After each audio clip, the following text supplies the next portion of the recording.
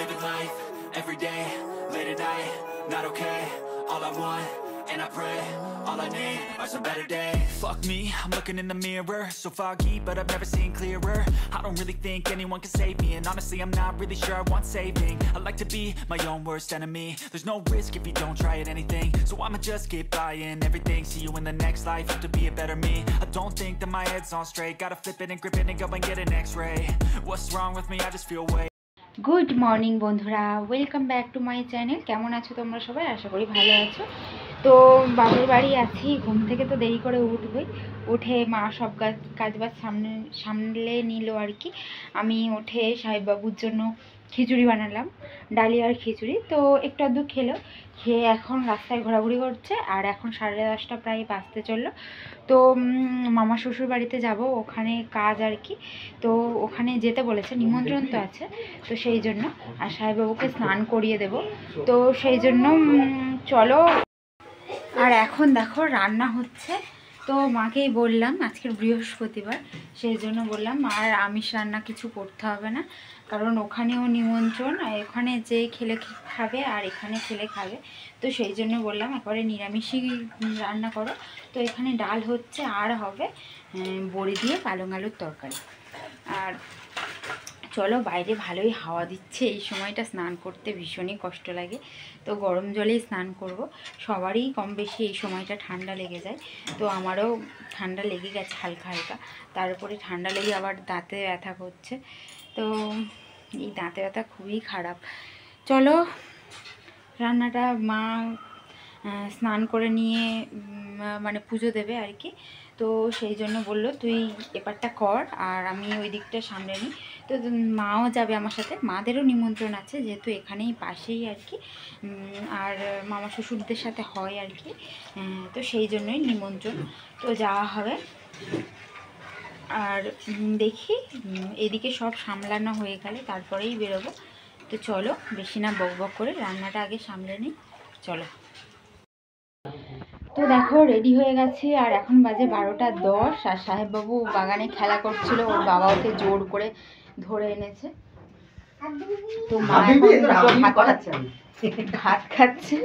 ও আরব থেকে এসেছে, বলছে হাবিবি। হাবিবিটা কোথা থেকে শিখেছিস বাবা? কোথা থেকে শিখেছিস? কোথা থেকে শিখেছিস? ওই টুপি খোলা হয়ে গেল, দোদো খাবে। তো দেখো আমরা 4 জন বেরিয়ে পড়েছি, আর মাও বললাম যে আমাদের সাথেই যাবে। তো ঠান্ডাটা বেশ জাঁকিয়েই পড়েছে, সেই জন্য দেখো দুপুরবেলাও সোয়েটার, টুপি, চাদর এসবই জড়াতে হচ্ছে।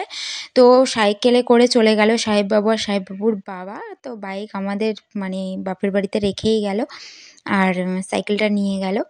তো দেখো আমরা চলে এসেছি, আর এখানে অনেকক্ষণ পরেই কাজ শুরু হয়েছে। সাহেববাবুকে কিছুই খাইয়ে আনিনি, তো সাহেববাবু এখানে এসেই ঘুমিয়ে পড়েছে।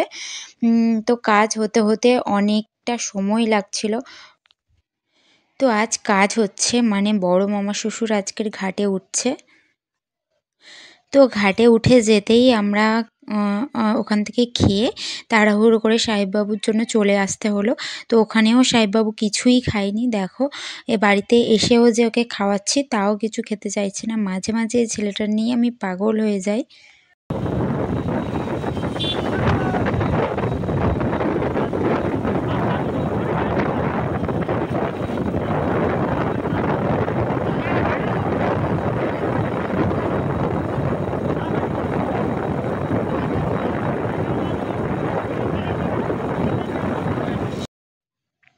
তো বিকালের দিকে ফাঁকাই ছিল, মানে পলাশও ফ্রি ছিল, আমিও ফ্রি ছিলাম। তো সেই জন্য পলাশ বলল চলো আজকে মেলা থেকে ঘুরে আসি চলো। তো ভেবেছিলাম যে মেলায় যাওয়াই হবে না, কিন্তু দেখো মানে আগের দিন মায়ের সাথে গেলাম, আর আজকের মানে বরের সাথে যাচ্ছি। তো সেরকমভাবে আগের দিন ঘোরাই হয়নি। তো মেলায় ঢোকার মুখে দেখো এই রকম নার্সারি আছে সব। তো কত ভালো লাগে বলো এই গাছপালার নার্সারিগুলো, তো খুবই ভালো লাগে। তো রাস মাঠে আমরা প্রতিবারই মেলা দেখতে আসি ঠিক কথা, কিন্তু রাসের যে ঠাকুরটা ওঠে বা কদিন থাকে এসব কিছুই জানি না। তো একজনকে জিজ্ঞাসা করলাম, তো উনি বলল যে রাসের ঠাকুর নিয়ে চলে গেছে। তো যাই হোক, কপালে না থাকলে যা হয়। আর আমরা এসেছি পুরো মেলার শেষের দিকেই, তো এখন না থাকারই কথা। তাও ভেবেছিলাম যে হয়তো মেলা যতদিন থাকবে ততদিন থাকবে। তো আগে ওই সব মানে এত বুঝতাম না, ছোটোবেলায় তো শুধু মেলা ঘুরেই চলে যেতাম। তো দেখো ভালোই মেলা বসেছে। আগের দিন তো সন্ধে হয়ে গেছিলো এসেছিলাম, আর সাহেববাবুকে একটুখানি ওই রাইড মানে গাড়িটা চড়িয়ে নিয়েই চলে গেছিলাম। আর এই দেখো আমাদের বাড়ির এত কাছে মানে জমিদার বাড়ি আছে, কিন্তু তাও আমরা কখনোই আসিনি।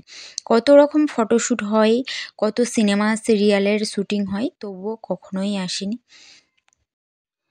আর আজকের যেহেতু দুজনে এসেছি, এর আগে কখনো তো জমিদার বাড়ির ভিতরে যাইনি, তাই পলাশকে বললাম চলো আজকে যখন দুজনে এসেই পড়েছি, তো আর দিনও আছে, সেই জন্য চলো একটু ঘুরে আসি ভিতর থেকে। আর আমার না এইসব জমিদার বাড়ি রাজবাড়ি এগুলো দেখতে আমার ভীষণই ভালো লাগে, মানে একটা রোমাঞ্চকর ব্যাপার থাকে তাই না? তো সেটাই আর কি, কখনোই আসিনি। দেখো কত বছর পুরনো, মানে কত 300 না 350, অতটাও ঠিক জানি না সত্যি কথা বলতে। যেটা জানি না সেটা নিয়ে মানে বেশি তর্ক বিতর্ক করে লাভ নেই। আর সামনে এটা যেটা হচ্ছে, তো দেখেই বোঝা যাচ্ছে যে এটা নতুন করে হচ্ছে, মানে সংস্কার যেটাকে বলে।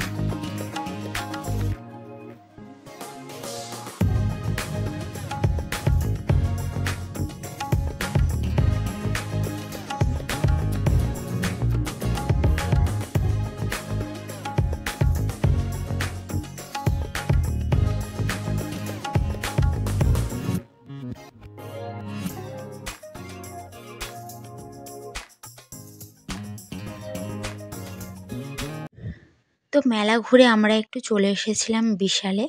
তো এলেই কিছু কিনি আর না কিনি বিশালে আসি, আর বিশালের মধ্যে ঢুকলেই যে কিছু কেনাকাটা হবে না তাও একদমই বলা মানে ভুল। তো দেখো সাহেববাবুর জন্য মেলা থেকে এই গাড়িটা কিনে এনেছি, আর সবার জন্য তো জিলিপি এনেইছি। মেলায় যাবো আর জিলিপি আনবো না সেটা হতে পারে? তো দেখো সাহেববাবু মানে গাড়িটা দেখে কত খুশি হয়েছে। ও না যে কোনো জিনিস প্রথমেই দেখলে তো একদম লজ্জা পায়, মানে যে হুটহাট করে মানে নিতে যাবে সেরকমটা না। প্রথম দেখো লজ্জায় একদম মানে কাছাকাছি আসতে চাইছে না। সবাই ভাববে হয়তো ভয়ে, কিন্তু ওর মুখের মানে ভাব দেখলেই বোঝা যায় যে ও লজ্জা পাচ্ছে। তো এসে দেখলাম যে মায়ের সাথে শুয়ে শুয়ে টিভি দেখছে, মানে টিভিতে কার্টুন ছেড়ে দিয়েছে সেইটাই আর কি দেখছে। মার সাথে থাকলেও টিভিতেই কার্টুন দেখে, আর আমার কাছে থাকলে তো ফোনেই দেখে। আর আমার শ্বশুরবাড়িতে টিভি নেই।